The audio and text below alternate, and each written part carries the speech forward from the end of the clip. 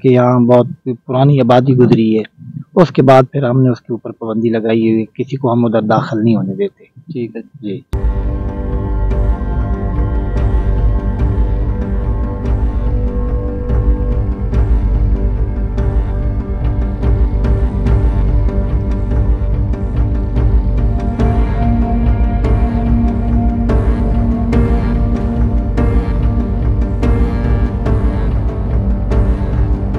آنا چاہیے تو ساتھ پانی اور کچھ کھانے پینے کی چیز ہونی چاہیے، کیونکہ جب پیاس لگ جائے تو یہاں پہ پانی کا بہت زیادہ مسئلہ ہوتا ہے۔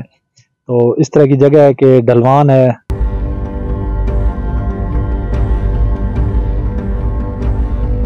کہاں سے آئے ہیں جی؟ سگر سگر سے۔ سگر یہاں سے کتنا دور ہے؟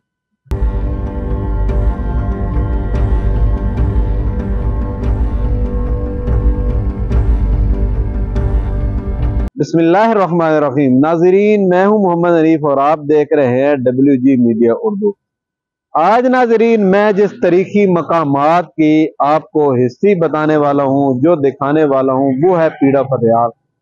یہ اس سائیڈ پہ جو ہے وہ میاں والی روڈ ہے، اور اگر اس سائیڈ پہ میں آپ کو دکھا سکوں تو یہ تلا گنگ روڈ ہے، اور تلا گنگ روڈ میرے بالکل بیک سائیڈ پہ جو ہے وہ پیڑا فتحال روڈ ہے۔ پیڑا فتحال کے بارے میں، پیڑا وہ جگہ کو کہا جاتا ہے کہ اونچی بلند ترین جگہ ہے کہ جس کے اوپر اس آدمی نے ڈیرا ڈالا جن کی ہسٹری کو دیکھا جائے تو 250-300 سال پرانی ہے، جس کو آ کے جو ہے وہ فتح خان نے آباد کیا تھا۔ فتح خان کا ایک بھائی کٹا خان جو اپنے بھائیوں کے ہاتھوں قتل ہوا اور ان کے 200 بندے مارے گئے، اور اس کے بعد فتح خان جو ہے وہ گٹال گیا، گٹال کے لوگوں نے اس کو بھگایا، پھر وہ توام مرم خان آیا۔ توام مرم خان آنے کے بعد وہ یہاں پہ جناب اس نے ڈیرے لگائے، ایک وہاں تینوں طرف سے وہ انکڑ ہے، پانی ہوتا تھا، اور اونچا بلند چوٹ پہ گیٹ لگایا گیا تھا، اور اس گیٹ پہ ہر وقت پہرا رہتا تھا کیونکہ وہ دشمنیوں والے لوگ تھے۔ آئیے آپ چلتے ہیں اور پیڑے سے فتحال کیسے بنا وہ مکمل ہسٹری جا کے آپ کو دکھاتے بھی ہیں اور بتاتے بھی ہیں۔ آئیے ناظرین میرے ساتھ رہیے گا، چلتے ہیں پیڑا فتحال آپ کو سناتے ہیں ہسٹری۔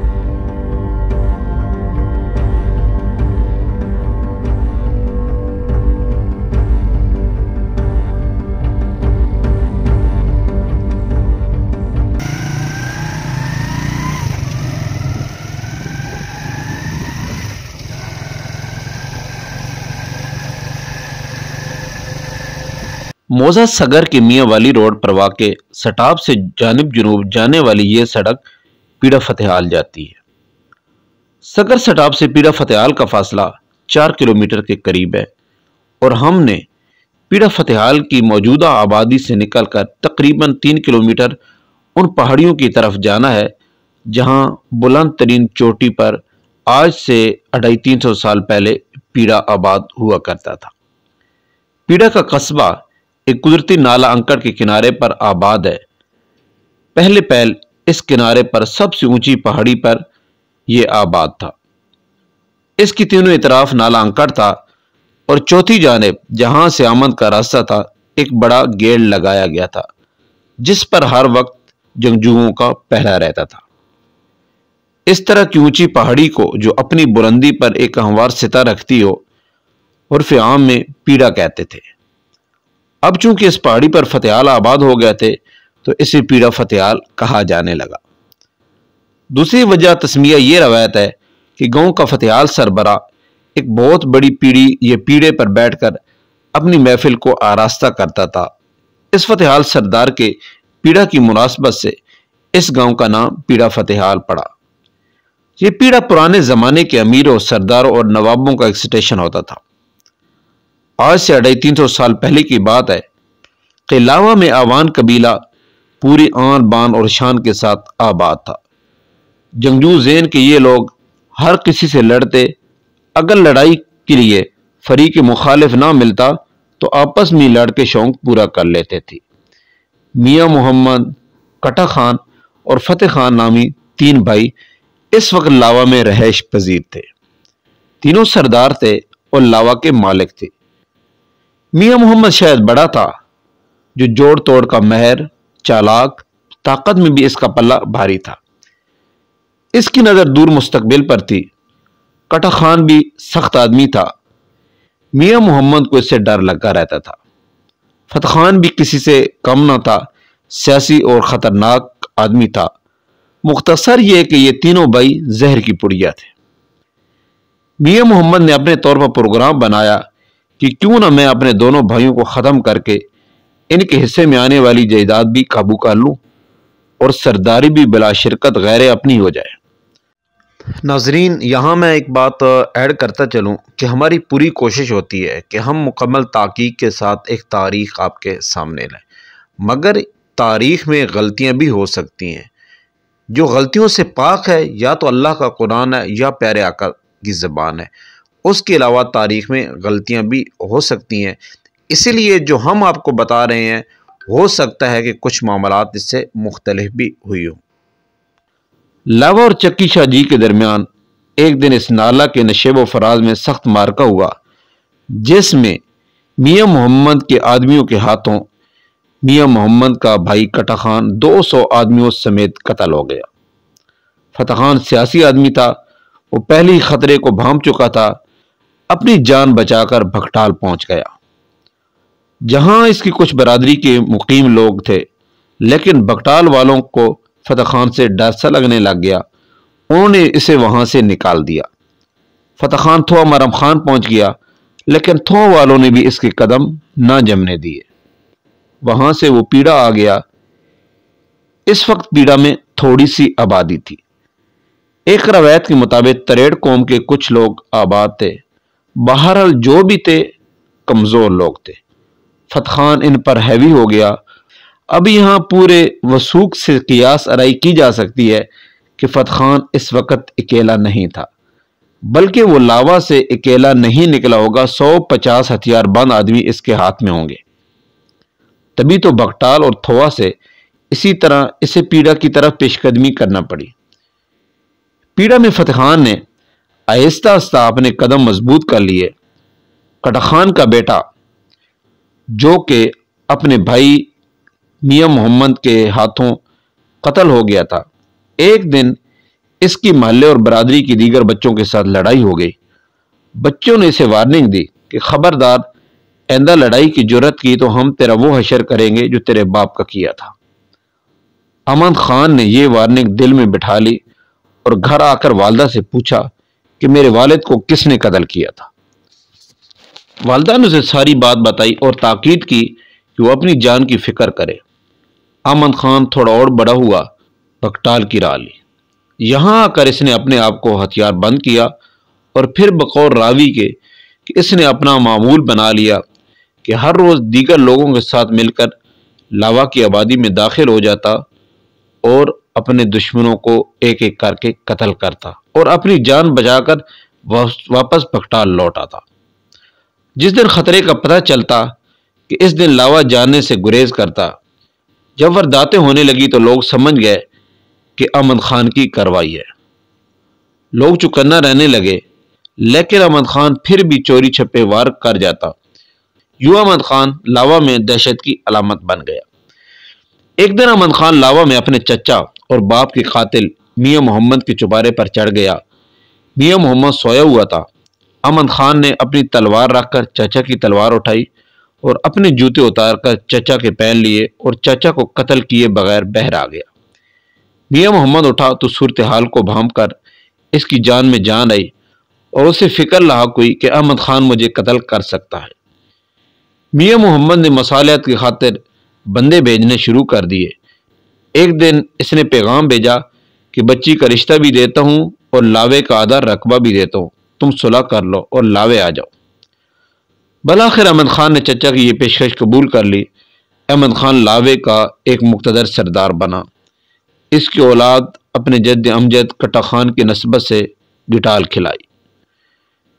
گٹال پھلے پھولے یہاں تک کہ لاوا ایک عرصہ تک لاوا گٹالاں والا کہلاتا رہا۔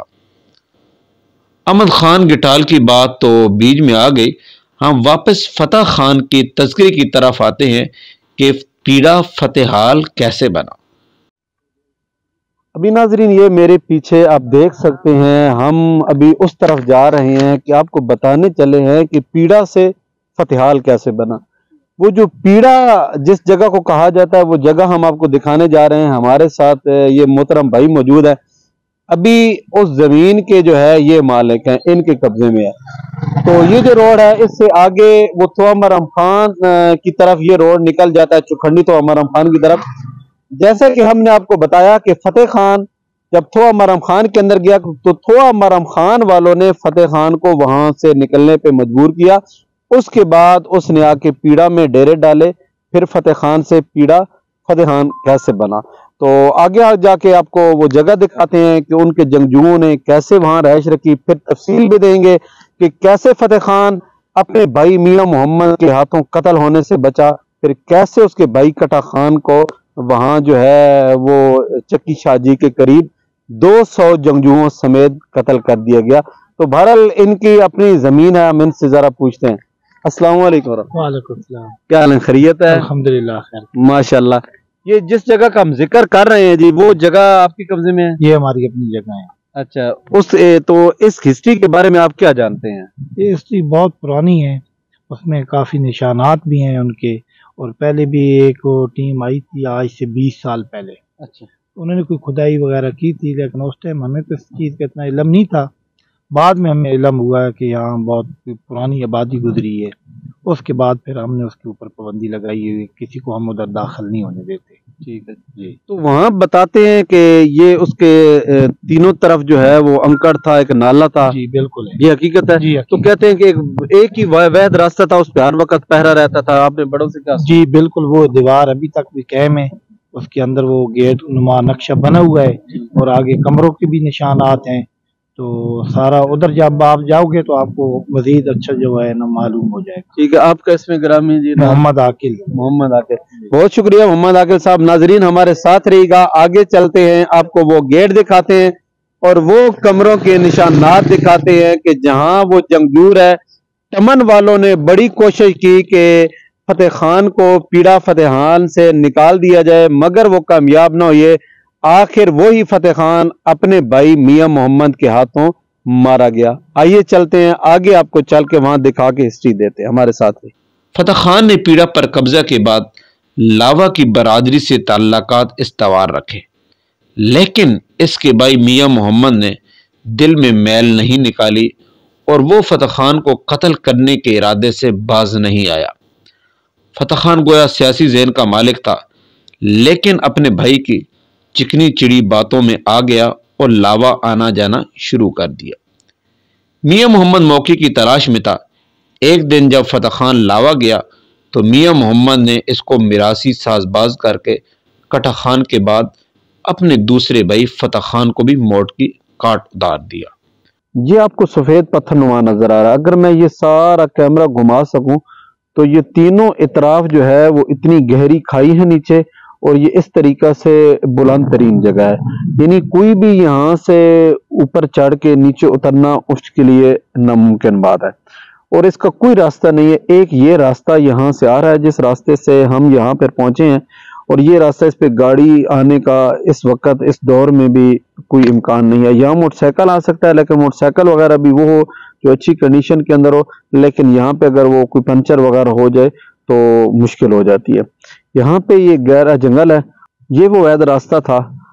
یہ جو آپ کو نظر آ رہے ہیں ابھی تو وہ گیٹ نہیں رہا، لیکن اس پہ بڑا سخت ترین پہرا ہوتا تھا۔ یہ ایک واحد گیٹ تھا کیونکہ وہ جنگجو لوگ تھے جو کہ اس وقت فتح خان کے ساتھ آئے تھے۔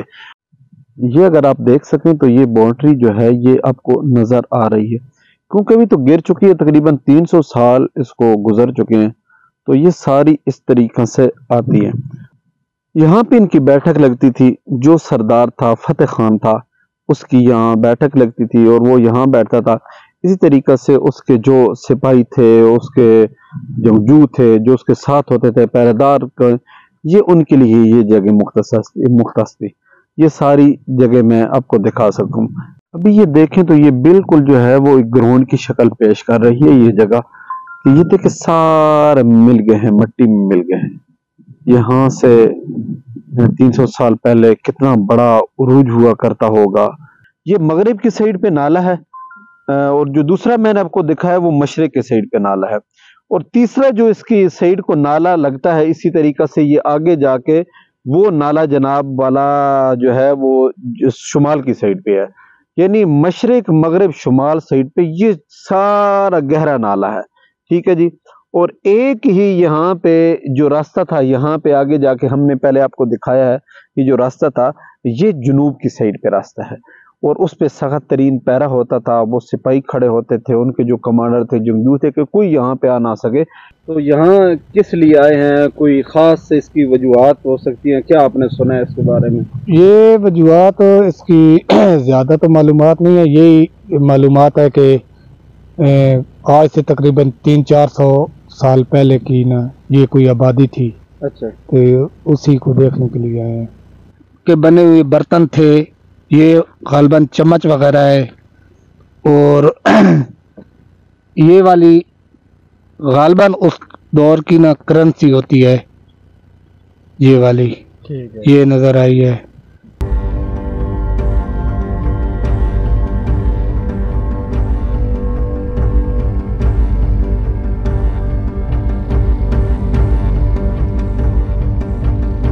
ناظرین، امید ہے آج کی میری کاوش آپ کو اچھی لگی ہوگی، تو میری ویڈیو کو لائک کر دیں، کمنٹ کر دیں، اگر آپ نے ابھی تک میرے چینل کو سبسکرائب نہیں کیا تو کر دیں، گھنٹی کے بٹن کو دبا دیں تاکہ میرے آنے والی ہر ویڈیو آپ کو بر وقت مل سکے۔ اگلی ویڈیو تک کے لیے دیجیے اجازت، اللہ حافظ۔